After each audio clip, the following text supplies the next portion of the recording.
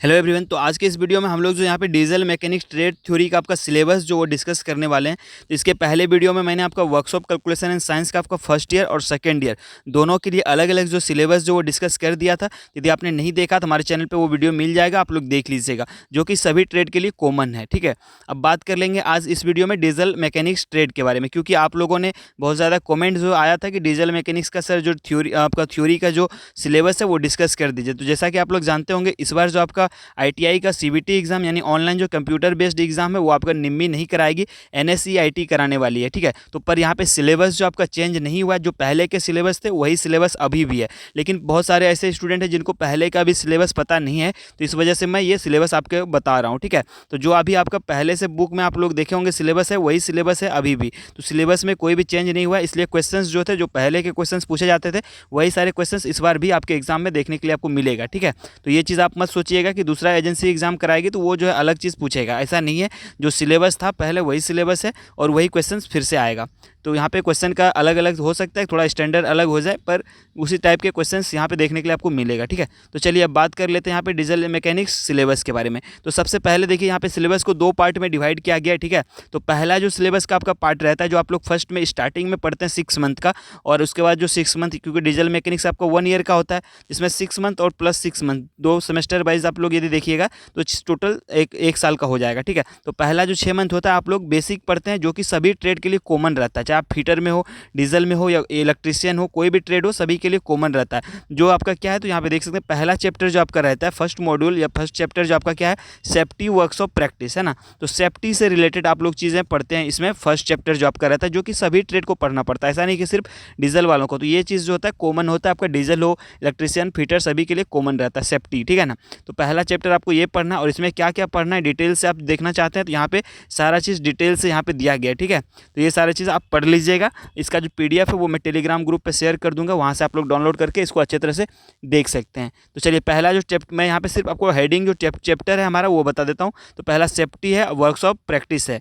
उसके बाद दूसरा चैप्टर जो आपका यहाँ पे देखिए क्या है, मेजरिंग है, मार्किंग है और वर्कशॉप टूल्स है ना। तो यहाँ पे आपको मार्किंग करने, मेजरिंग करने, ये सारी चीज़ पढ़ना। उसके बाद वर्कशॉप टूल्स, उसमें क्या आता है आपका फाइल हो गया, हेक्सो हो गया, ट्राई स्क्वायर हो गया, ये सारी चीज़ जो आते हैं, डिवाइडर, जेनिक कैलिपर हो गया। यहाँ पे देख सकते हैं सारी चीज़ यहाँ पे इसका किया गया। मार्किंग मटेरियल्स ये सब है, क्लीनिंग टूल्स है, स्क्रैबर है, आपका सरफेस प्लेट है, ट्राई स्क्वायर है ना, टाइप्स ऑफ स्क्रैबर है। तो ये सारे जेनिक कैलिपर, ये सारी चीज़ आपका किस में आता है, तो ये सारे वर्कशॉप टूल्स में, ये सारे देख सकते हैं आप लोग। ये सारी चीज़ आपको पढ़ना है यहाँ पे, इसके बारे में जानना है। ठीक है, और प्रैक्टिस करना वर्कशॉप में। तो ये सारा चीज़ आपका हो गया। और तीसरा यदि हम लोग चैप्टर की बात करें, थर्ड चैप्टर क्या देखिए यहाँ पे, फास्टनिंग एंड फिटिंग है ना। तो फिटिंग से रिलेटेड आपको रिवेट हो गया, ये सब यहाँ पे देख सकते हैं आप लोग। ये सारे चीज़ जो आपको यहाँ पे पढ़ना है। ठीक है, तो ये सारे जो होते हैं फिटर वालों के लिए भी ये पढ़ना है, उनको भी पढ़ना है, और साथ ही साथ आपका डीजल वालों को भी पढ़ना है, क्योंकि ये सारा बेसिक है और ये सभी को पढ़ना ही रहता है।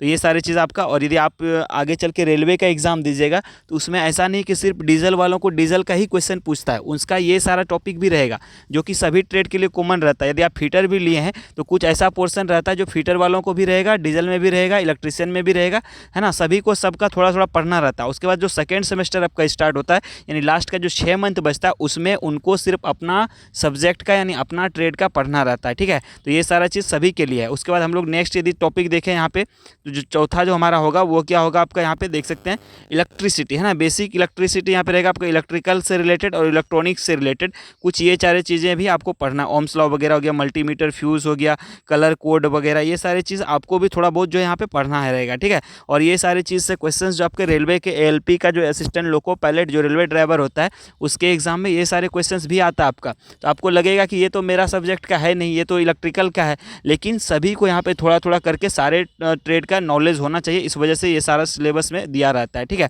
अब जो आप लोगों का मेन सिलेबस होता है, जो मेन सिलेबस होता है वो भी मैं आगे डिस्कस करूंगा, पर फिलहाल जो अभी जो कॉमन सब्जेक्ट है वो सभी के साथ यहाँ पे डिस्कस कर दे रहा हूँ। तो और लास्ट और जो आपका क्या है, हाइड्रोलिक एंड पेनोमेटिक। ठीक है, तो ये देख सकते हैं ये सारे जो कॉमन है और सभी के लिए होता है। अब यहाँ पे यदि बात करें डीजल का, जो स्पेशल डीजल के लिए सिर्फ जो डीजल ट्रेड वालों को पढ़ना है वो यहाँ से शुरू होता है आपका। ठीक है, आफ्टर 6 मंथ के बाद। तो 6 महीने के बाद जो 6 मंथ आपका बचता है, क्योंकि साल भर का आपका ट्रेड होता है, उसमें जो आप लोगों को पढ़ना है वो होता है आपका मेन, जो कि सिर्फ डीजल वाले ही पढ़ेंगे। ऊपर देख सकते हैं आप लोग, डीजल मैकेनिक्स है ना, ट्रेड। तो इसमें देखते ड्यूरेशन यदि देखें तो 6 मंथ का आपका, और इसमें देखिए आपको क्या क्या पढ़ना है। तो यहाँ पे आपको जो प्रश्न यहाँ पे देख सकते हैं प्रोफेशनल नॉलेज जो आपका ट्रेड प्रैक्टिकल से रिलेटेड यहाँ पे आपका दिया गया, ठीक है। तो इसमें आपको क्या क्या पढ़ना, पहला देखिए इंट्रोडक्शन टू इंजन, यानी इंजन के बारे में आपको जानकारी यहाँ पे लेना। कौन कौन सा देखिए, description of internal and external combustion engine. तो इंटरनल और एक्सटर्नल कंबंशन इंजन आप लोग पढ़े होंगे, जिसमें कि आंतरिक दहन होता है और इसमें बाह्य दहन होता है ना, इंटरनल और एक्सटर्नल हो गया।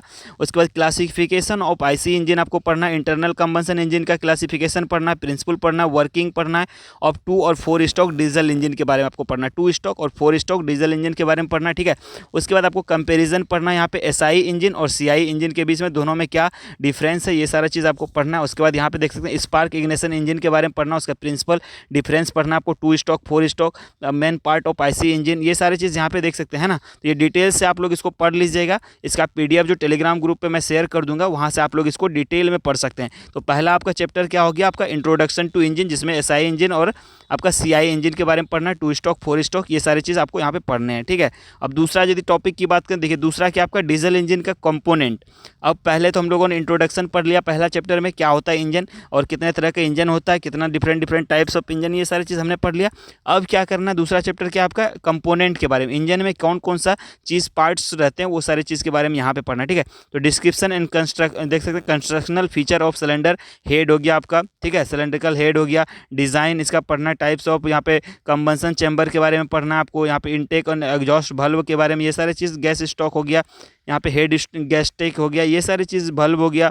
तो ये सारी चीज़ आपको यहाँ पे पढ़ना है, ठीक है। दूसरा चैप्टर जो होगा, यानी उसका हेडिंग क्या है आपका, डीजल इंजन का कंपोनेंट, ठीक है। और डिटेल्स में देख लीजिएगा, इसके अंदर बहुत सारा चीज़ है, तो ये सारी चीज़ आप लोग इसको डाउनलोड करके देख लीजिएगा। यदि मैं एक एक चीज़ यहाँ पे डिस्कस करूँगा तो आपका सिलेबस जो बहुत बड़ा हो जाएगा, मतलब कि वीडियो बड़ा बन जाएगा, है ना। इसलिए मैं उसको लीव करता हूँ, आप लोग उसको देख लीजिएगा एक बार अच्छे से डाउनलोड करके। अब नेक्स्ट जो थर्ड जो आपका टॉपिक है वो क्या है, तो चलिए मैं यहाँ पर दिखा देता हूँ आपको, देख सकते हैं यहाँ पे 1 मिनट। तो हमने यहाँ पे पहले जो आपका इंजन कंपोनेंट तक मैंने बता दिया था। उसके बाद जो तीसरा आपका टॉपिक होगा वो देखिए यहाँ पे क्या आपका तीसरा नंबर जो होगा वो है आपका, 1 मिनट यहाँ पे दिखा देता हूँ मैं आपको। तो फ्लाईव्हील वगैरह के बारे में आपको पढ़ना रहेगा, ठीक ना। फ्लाईव्हील हो गया आपका, नोजल हो गया, डिफ्यूज़र हो गया, जो कि इंजन में ये सारे चीज़ यूज होते हैं, तो वो सारा है आपका इंजन। उसके बाद इंजन का असेंबल करने के लिए आपको सीखना है। इंजन असेंबल मतलब क्या, सारे पार्ट्स को कैसे असेंबल करेंगे, है ना। तो ये सारे चीज़ यहाँ पे देख सकते हैं आपका, ये सारे आपके टॉपिक के अंतर्गत आता है यहाँ पे, इस तरह की चीज़ को आप लोग देख लीजिएगा। उसके बाद यदि ये बात करें तो यहाँ पे देखिए आपका, है ना। तो ये सारे जो आपको यहाँ पे क्या है सिलेबस है। लुब्रिकेशन सिस्टम भी आपको यहाँ पे पढ़ना पड़ेगा कि घर्षण को कम करने के लिए इंजन के अंदर क्या होगा, जब वो देखते होंगे आप लोग पार्ट्स जो रहता है वो क्या होता है, सिलेंडर हमेशा मूवमेंट करता है, जिसकी वजह से वहाँ पे जो क्रैंक शाफ्ट होता है वो क्या कर रहा है, रोटेट करता है। तो ये सारे उसमें लुब्रिकेशन का यूज़ किया जाता है उसका फ्रिक्शन को कम करने के लिए। तो ये सारा चीज़ आप डिटेल से एक बार पढ़ लीजिएगा। इसका जो आपका PDF है वो मैं टेलीग्राम ग्रुप पर शेयर कर दूँगा, तो वहाँ पर आप देख सकते हैं इसको, ठीक है। इनटेक एग्जॉस्ट सिस्टम पढ़ना पड़ेगा, ठीक है। तो ये सारा चीज़ है आपका, इनटेक सिस्टम हो गया, कंपोनेंट एग्जॉस्ट सिस्टम कंपोनेंट हो गया। उसके बाद यहाँ पे फ्यूल फीड सिस्टम पढ़ना है, फ्यूल जो उसके अंदर सप्लाई करते हैं उसका क्या सिस्टम है, क्या मैकेनिज्म है, वो सारा चीज़ आपको पढ़ना है यहाँ पे, डीजल और पेट्रोल इंजन दोनों के लिए। उसके बाद यहाँ पे डीजल का आपका फ्यूल के बारे में पढ़ना है, ठीक है, जो यूज़ करते हैं। उसके बाद डीजल हो गया, पेट्रोल का हो गया। उसके बाद यहाँ पे देखें तो इलेक्ट्रॉनिक डीजल कंट्रोल, है ना, तो उसके बारे में पढ़ना है आपको।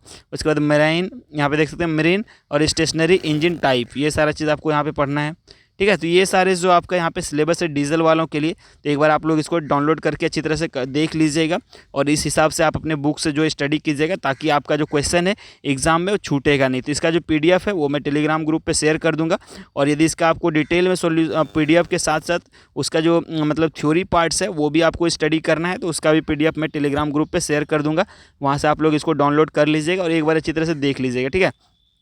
इस PDF में बहुत सारे चैप्टर है, इसलिए मैं इसको आपको एक एक टॉपिक को यहाँ पे एक्सप्लेन करके नहीं बता रहा हूँ, क्योंकि बहुत लंबा वीडियो हो जाएगा। तो इसका PDF मैं दे दूँगा, वहाँ से आप लोग इसको देख लीजिएगा, ठीक है।